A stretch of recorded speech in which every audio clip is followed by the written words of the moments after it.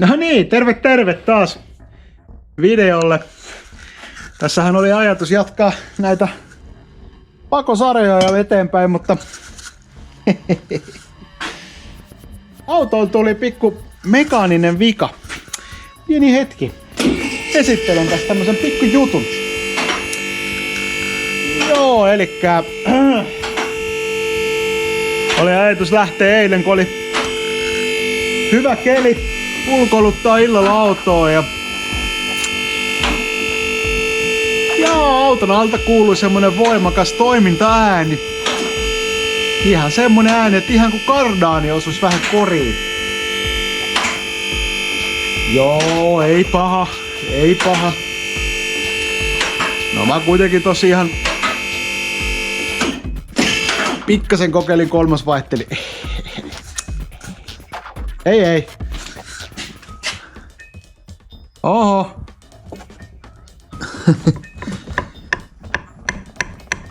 Tee vähän kolajaa tässä tämä kardaani. Se on pikkasen... Kaveri on pikkasen hinkannut täällä, joo. Siinä on käynyt pikkunen ääni, mutta...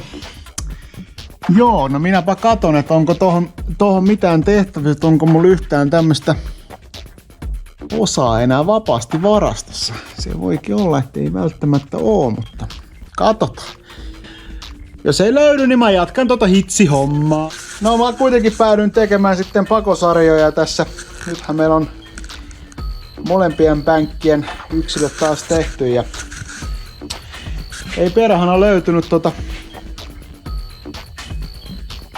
No niin, nythän me jatketaan siitä, että vaihdetaan tuohon toi takatuki. Mä hitsasin sen, mutta sehän nyt halkesi eri kohdasta sit hitsisauman vierestä, niin se orkkis tuki. Se nyt ei suuresti yllätä. Mutta ajattelin, että se olisi nyt kestänyt vähän enemmän, niin otan tosta kameran, niin elikkäs tällainen osa. Huomatkaa, videossa on tuotesijoittelua. Tämmönen firma toimitti tämä Strongflex. Kokeillaan millaisen tuotteen puolalaiset on laittanut tohon. No, tosta se on sauman vierestä poikki. No, ei voi mitään. Pulttimopo tosta. 45 ja 50. Niitä tarvitaan. Aloitetaan 50. Eikö 45. Eli sieltä otetaan sitten nämä auki.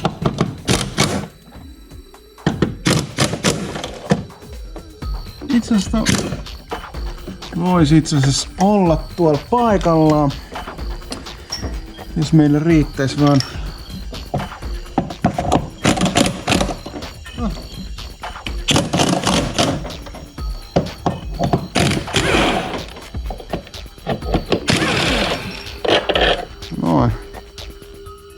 Noin.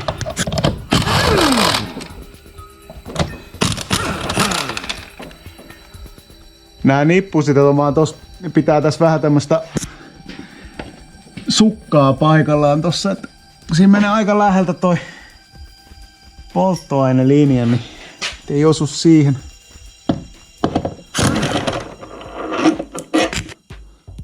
Noin. Yksi on tuolla vielä yksi. Noin.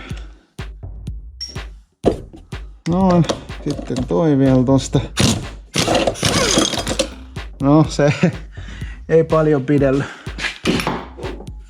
No ei varmaan suuresti yllätä, että on tämmöstä saatana paskaa valua. No ei oikeastaan yllätä yhtään. Ei, kyllä se on varmaan vaan otettava irti koko lailla. No en tiedä, katsotaan. Nythän tää varmaan itse asiassa, voisin kuvitella, että jopa tulee tuolta välistä. No. Jaha, katsotaan miltäs tän sovittaminen paikalleen menee.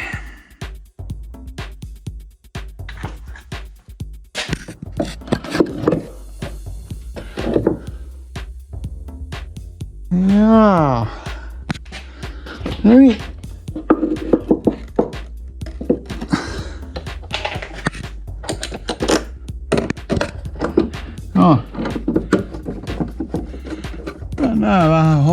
tähän, niin jykevämmän oloinen kyllä tää on kuin alkuperäinen. No se nyt ei tietenkin ihan hirveän paljon vaadi.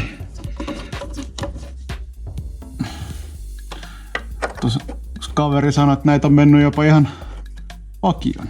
No en tiedä sitten siitä, mutta yllättävän pitkähän se tämmöstä normikäyttöä kesti. Löysetään vähän sen, niin löydetään oikean rako. Noin. Noin. No, sit vähän pulttimopoa perään ja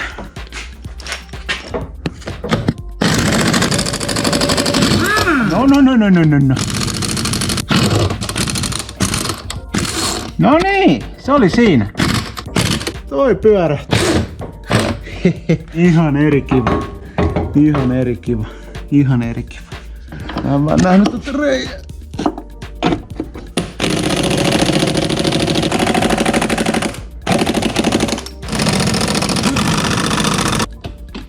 Vieläkö kaveri heiluu, perkele? Jos vielä katkee, niin sitten en tiedä, sitten menee joku teräsosa paikalle. No ei ollut iso homma, 5 minuuttia. Tiesi työkalut valmiiksi mitä tarvii, kun on mun porikirpailussa reenämmöistä. Vieläks täällä 100? No ihme kyllä ei 100 edes. Noniin. No niin, katsotaan miten meidän vehkeet lähtee käyntiin.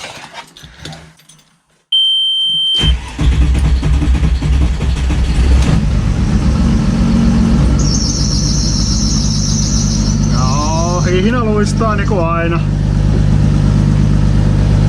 Niillä ei oo kiristintä tossa. No varmaan kyllä käy vähän polttoainetta ottamassa.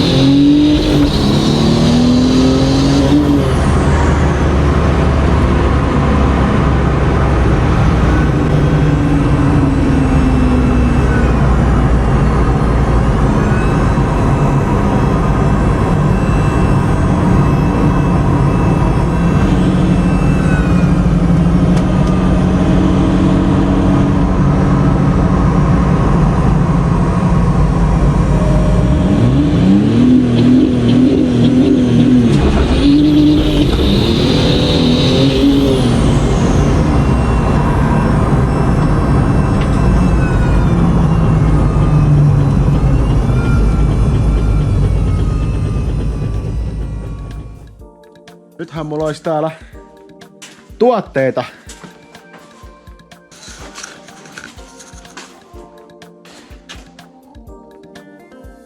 Tuotteet olisi tässä tällaiset. Joo. Hiekkapuhallukseen tai lasikuulapuhallukseen ja sitten laippojen oikaisuun. Tässä nyt tämmönen agenda, että ensi viikolla mennään dynoon. Ja mä joudun laittaa tuon mun putkiston paikalle, joka siis on täällä. Noin. Toi laitetaan paikalle, että päästään dynoon, ettei sotketa dynokoppia, kun tää on vähän erilainen dyno kuin missä viimeksi oltiin. Niin tässäkin on aikaisemmin käyty, mutta ei sotketa siellä sitten. No niin. Ja toi putkihan täytyy olla vaan ton kannakkeen kanssa, kun se ei mahu ohi muuten tuolta vakiokannakkeen kanssa. No niin. Auto on läjässä ja käyty pikku testilenkki vetämässä. Laitoin samalla paikalleen tommosen 1.1 AR-pesän tohon ahtimeen nyt. Melko hyvin se meni. koko paketti taas läjät. Tässä on ihan pikkasen asennot muuttuu, niin kaikki on ollut tommoista millipeliä, niin ei mene ihan, pitäisi jättää kaikki vähän löysällä ennen kuin kirraa, mutta nyt aika hyvin meni, että on putki taas paikallaan. Huomenna vähän katon, että miltä noi rengaskulmat näyttää, että jos silmämääräisesti vähän kääntelisi johonkin, kun tuntuu, että ne osoittaa ihan päin helvettiä. Mut joo, katsotaan mikä on olo, niin tässä on vähän tämmönen, varmaan kuuleekin, että on pikkasen lenssunen olo, mutta alright, mut jatketaan tässä. Hyvin menee.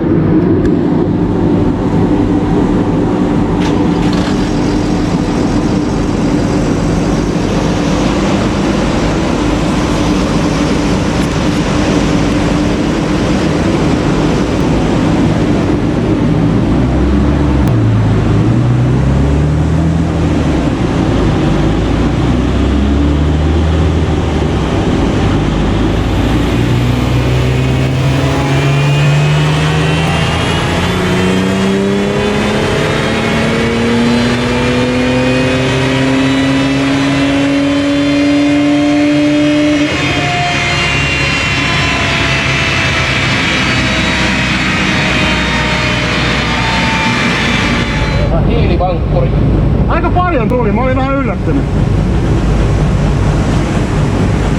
Tää melkein jäädään vähän väijyksiin tähän, että mitä toi...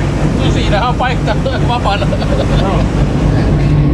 Yritys ei onnistu. Mä olin kyllä... Niin, siis tässä on vähän sellainen homma, että mulla on semmoset Evo-suuttimet tässä. Aina löytyy selitys kaikkea. Mut se kyllä tuntuu, että se vetää paremmin. Mut se vetää tonne ylös paremmin, että se voi tietenkin vähän hämätä.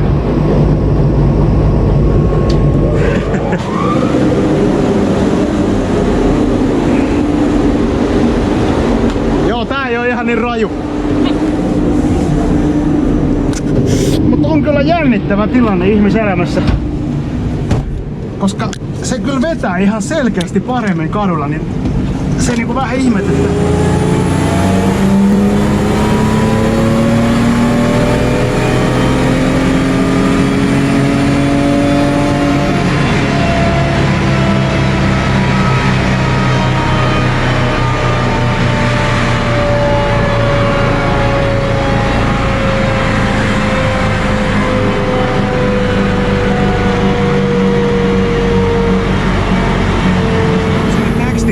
Niin se on katsastus 40 milligrammaa. Okei, 40 milligrammaa, nyt on tarkkaa. Joo, se on tarkkaa dataa. 2 teppaa vähemmän. Mitä?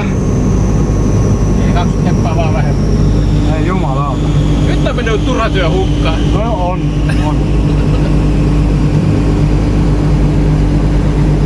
Näinköhän me tolla ajeta sitten nyt kotiin sitten, en mä jaksa enää alkaa vaihtaa. No ei tosiaan. Mut ehkä tuo vakiopumppu on sit 470, se on siinä. Voidaan kai todeta, että ehkä raja on siinä. Joku raja ainakin. Joo. Tai jonkun raja, en minä tiedä minkä, mut jonkun. Joo. No mut tällä mennään sitten.